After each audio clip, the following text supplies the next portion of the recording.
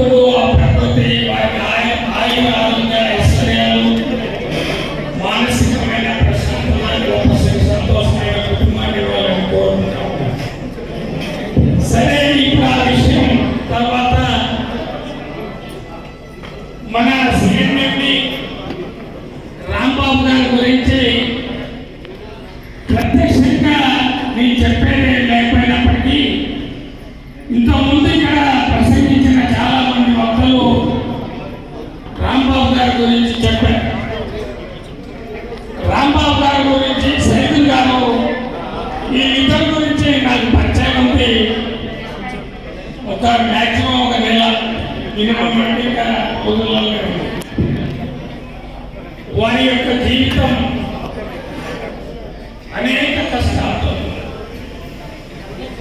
ఒక పూట ఉంటే ఇంకొక రెండో పూటకి ఎదురు చూసే స్థితిగతులకు వచ్చిన ఆ గొప్ప వ్యక్తులు వారి యొక్క జీవిత అనుభవాన్ని ఈ సమాజంలో నాలాంటి బడుగు బలహీన వర్గాలు తినడానికి తింటుంటే కట్టుకోవడానికి బట్టలేక ఉండడానికి తీయలేక ఈ భారత సమాజంలో నికృష్టమైన జీవిత విధానాన్ని అనుభవిస్తున్న ఈ శ్రమజీవులకి మేము ఏం చేయాలి, మా అనుభవాన్ని జోడించి వారి జీవితం వాళ్ళ యొక్క కుటుంబ స్థితిగతులు ఏ విధంగా మారవాలని వాళ్ళు ఏం చదువుకున్నారో కూడా నాకు తెలియదు. కానీ సమాజంలో కష్టాలు లేకుండా నివృత్తి చేయడంలో వారి ఉన్న అనుభవాన్ని జోడించి జోడి కుటుంబాలుగా అయ్యాలని జానీ గారి పేరు కూడా కొత్తగా ఇంకా ఉంది. ఎందుకంటే 4 రోజులే కాబట్టి పరిచయం.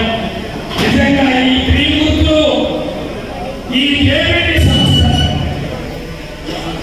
ఆస్వాదించడానికి లేదా వాళ్ళ యొక్క జీవితాన్ని ఈ సమాజంలో యొక్క సామాజిక స్థితిగతులు మారడం కోసం వారి యొక్క లాభాల కోసం చేస్తున్నది ఊహించలేదు. ఎందుకంటే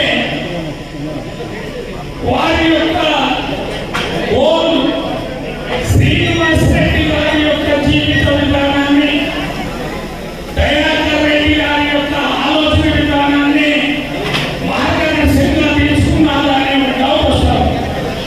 ఎందుకంటే శ్రీనివాస్ రెడ్డి గారు రాజకీయ కుటుంబాల నుంచి రాలేదు. వాళ్ళ నాన్నగారు ఎమ్మెల్యే గారు, వాళ్ళ తాతగారు ఎంపీ కాదు. కానీ అతి సామాన్యమైన ఒక రైతు కుటుంబంలో పుట్టిన శ్రీనివాస్ రెడ్డి గారు ఇలా తెలంగాణ రాజకీయాలు, ఖమ్మం జిల్లా రాజకీయాలు వారు ఎక్కడున్నా శాసించగలిగే స్థాయికి వచ్చారు. అంటే దాన్ని ఒక ఈ త్రిమూర్తులైన ఈ రాంబాబు గారు, ఈ సైదుల్ గారు, ఈ జానీ గారు కూడా తీసుకుంటున్నారేమో నాకు తెలియదు.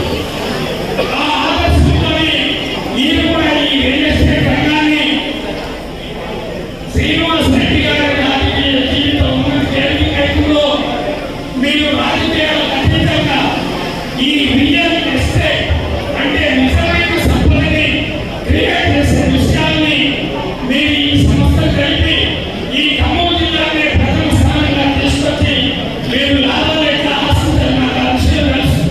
మీ ఖర్చులు తప్ప తర్వాత ఈ మెయింటెనెన్స్ తప్ప మీ దగ్గర పనిచేసే ఈ సౌకర్యంలో ఎదురు చూస్తా ఉంటే నేను కూడా వీళ్ళంతా ఎందుకు నా మొబైల్ ఎప్పుడు వస్తుందో నేను ఆలోచిస్తా ఉన్నా.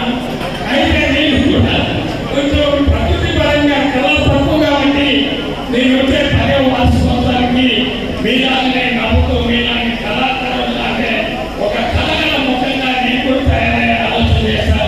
దీనికి ప్రత్యక్షంగా మా సంస్థకు శ్రీనివాస్ రెడ్డి గారి ఇన్ఛార్జ్ దయాకర్ రెడ్డి గారి దయ మా సంస్థ మీకు తప్పకుండా ఉండాలని, ఈ త్రిమూర్తులకి మీ ఆశీస్సులు ఎప్పుడు ఉండాలని నేను కోరుకుంటూ ఈ టైం కూడా చాలా కాలాతీతమైంది. అమ్మాయిగా సేవ చేస్తున్నారు కాబట్టి ఈ అవకాశం ఇచ్చిన గొప్ప అవకాశాన్ని నేను కృతజ్ఞతలు చేస్తూ మీ అందరూ కూడా మీ జీవితాలు మారవాలి అంటే ఈ నీతి నిజాయితీ మీ కళ ఈ సంస్థలో మీరు ఒక 6 నెలలు పనిచేయండి.